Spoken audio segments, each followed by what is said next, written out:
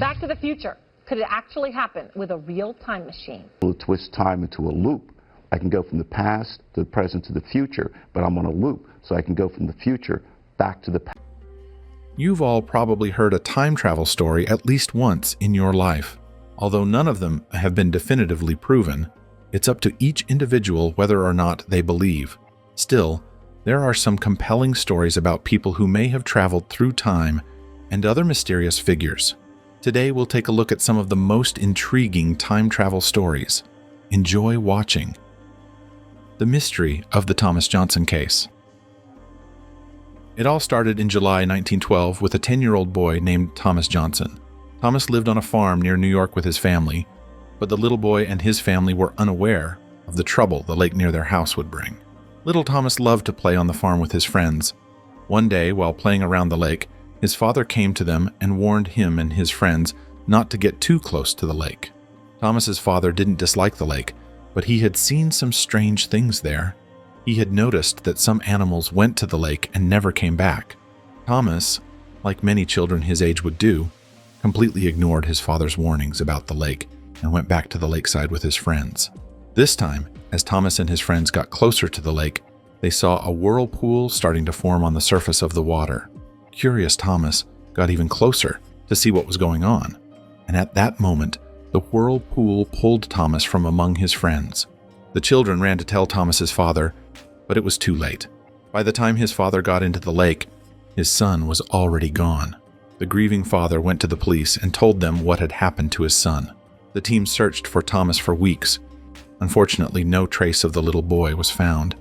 Days turned into weeks, weeks into months, and months into years. But Thomas's father could not stop blaming himself for the loss of his son. To commemorate his son, he would take walks by the mysterious lake that had swallowed him, renewing his pain. About 60 years later, when almost everyone had forgotten about Thomas, something unexpected happened. In July 1970, Thomas's father, now 91 years old, saw a whirlpool while walking around the lake. It was a whirlpool just like the one the children had described on the day Thomas disappeared. Thomas's father continued to watch what was happening in the lake from a distance. Eventually, the lake brought Thomas back.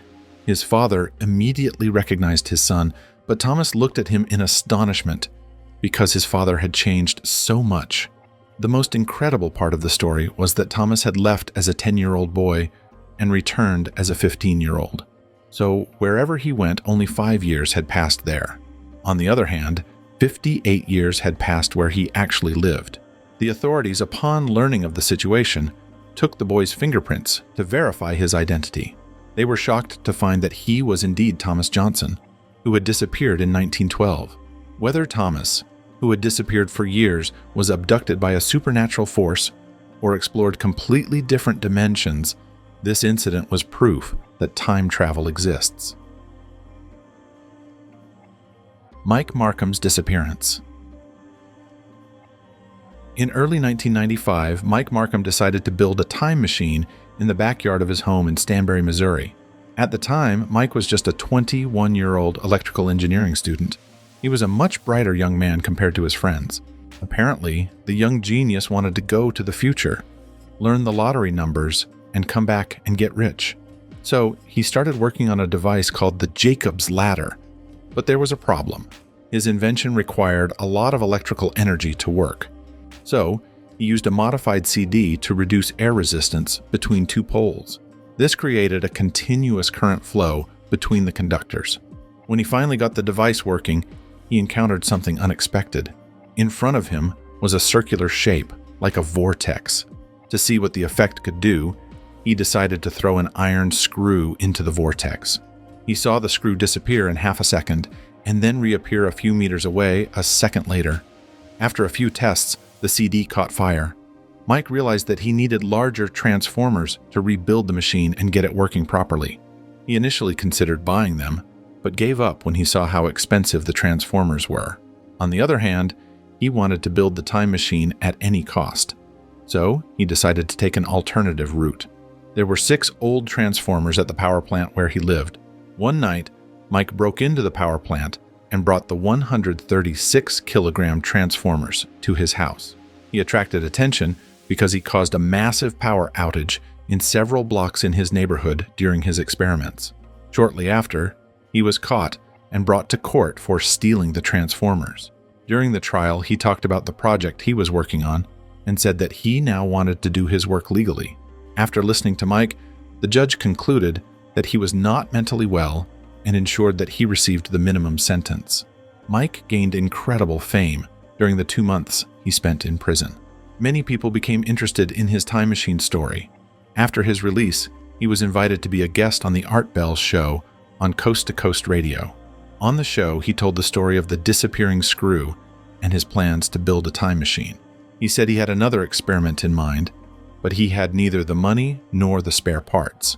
He gave his phone number at the end of the show, and the calls didn't stop for the next 3 days. The show really helped Mike. Many listeners appreciated his ideas and started donating money and spare parts. With the help of his listeners, the new time machine he designed was much more powerful and much larger than the previous one. While the original engine ran at 1 kilowatt, this time it was designed to run at 3 megawatts. He now wanted to try his new machine on himself. About a year later, Art Bell hosted Mike Markham again. Mike said he was experimenting with a more advanced time machine and was only 30 days away from completing his work. He claimed that the electromagnetic vortex he had created was now large enough for a human to enter. When asked what he would take with him on his time travels, he said he would only take his cell phone. At the end of the show, Mike decided to give his address instead of his phone number. The show ended with Mike claiming that he was on the verge of generating the voltage needed to run the machine. For months, there was no word from Mike or the time machine. In 1997, a listener called into Art Bell's show to talk about a strange story he had heard. The story was that police had found the body of a young man on a beach in California in the 1930s. The man was inside a strange-looking metal tube and was unrecognizable. He also had a mysterious device with him. The person telling the story said the device looked like a cell phone. Rumors quickly spread that Mike had gone back in time and died there. One of the stories that has surfaced since the young genius's disappearance is that Mike has moved to Hawaii due to financial problems. Mike is said to be currently working in Hawaii to save money and will return home to resume his experiments when he has enough money. The Visitor from the Future. The name John Titor was first heard on July 29, 1998, through 2 faxes he sent to Art Bell. The faxes stated that the time travel was discovered in 2034. It also mentioned the impact of the Y2K disaster. Y2K was a software bug that occurred on all computers in the world after January 1st, 2000. The second fax, which Art Bell read live on the air, read, "Let me explain, Mr. Bell. As I said, I am a time traveler. I have been in your timeline since April of this year and plan to leave soon. In general, time travelers try not to attract attention during the period they visit. But this task has taken an unusually long time, and I have become attached to some of the people I have met here over time." John Titor was not heard from again until 2001. Sometime later, someone with a similar background, who took the username timetravel_0, appeared and started sharing posts in a forum on time travel. The conversations between the new John Titor and Art Bell continued for several months. Titor spoke of disasters that would soon occur, starting in 2004. He spoke of events such as the cancellation of the Olympics, social groupings in the United States, the deadly Creutzfeldt-Jakob epidemic, and a series of Russian nuclear attacks in 2015 that devastated all major U.S. cities, as well as the European Union and China. In addition, he claimed to live in a parallel timeline that differs from ours by 1 to 2%. This was enough to be a little different from the environment, but also to stay away from major social events. John explained that he was on a mission to solve predicted problems with the Unix operating system in 2038. He said he had come to find an IBM 5100, one of the first portable computers, to correct errors in computers used in 2036. He also shared pictures of the time machine, diagrams, and the emblem used by the military unit he was in. 2001. Eventually, it was realized that John Titor's stories were inconsistent. He also stopped sharing in April 2001. Sometime later, pictures surfaced online of a man with a camera in his hand, dressed in 21 St. Century style, who was called a hipster on the internet. Many people claimed that this man was John Titor. Although Titor's prophecies failed to come true, there are still many people who believe he was a time traveler. Unfortunately, we will never know the truth of what he said. Photograph of the future. In 2018, a man named Edward suddenly appeared and claimed to be a time traveler.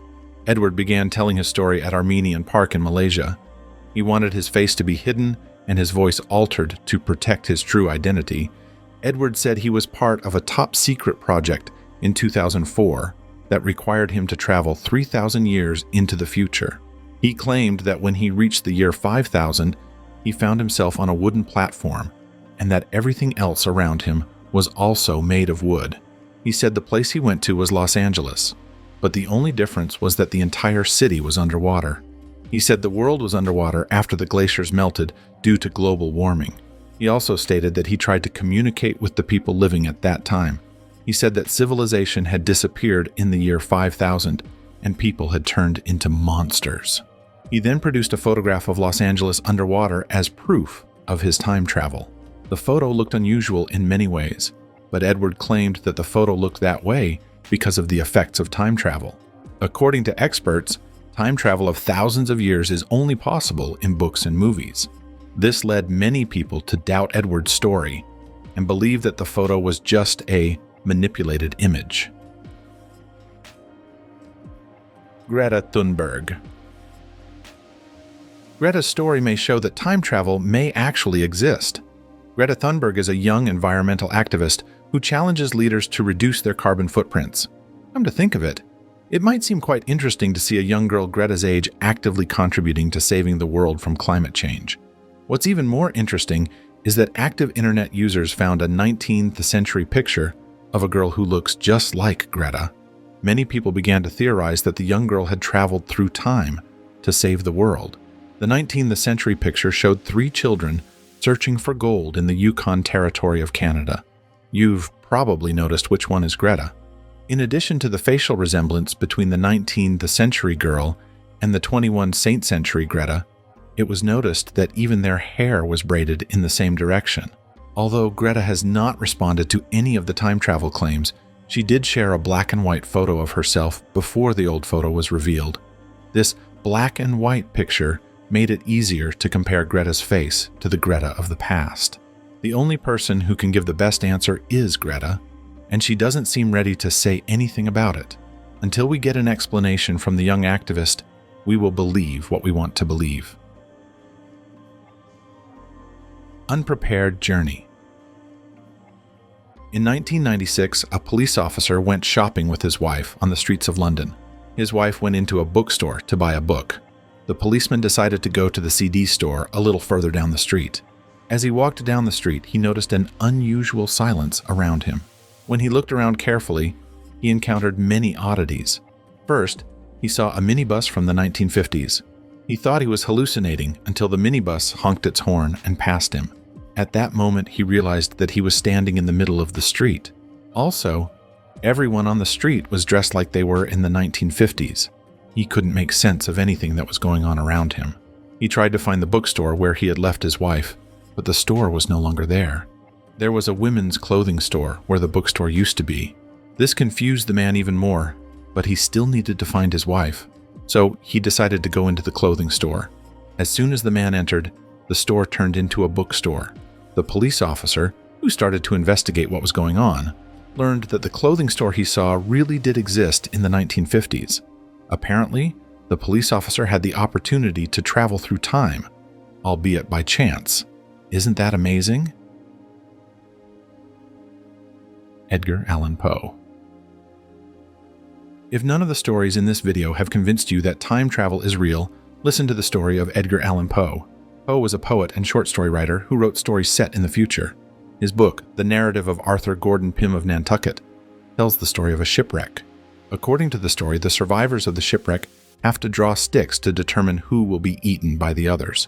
The youngest boy, Richard Parker, draws the shortest straw and becomes the crew's meal. 46 years after the book was published, a real shipwreck occurred, and the survivors drew straws in the same way. Just like in Poe's story, the youngest boy drew the shortest straw and was killed, and the boy's name was Richard Parker. If you think this is a coincidence, let's take a look at another Edgar Allan Poe story. The frontal lobe syndrome mentioned in the story The Businessman, is mysteriously described correctly. Poe wrote the story when the existence of the disease was not even known. So how did he know all this? It was as if Poe was writing about events that had already happened. We think this situation has given many people the answer they need. What do you think about these stories? Do you think the events we mentioned could be proof of time travel? If there is anyone among you who says, I experienced something like this too, now is the time to share your story. Thanks for watching. See you in the next videos.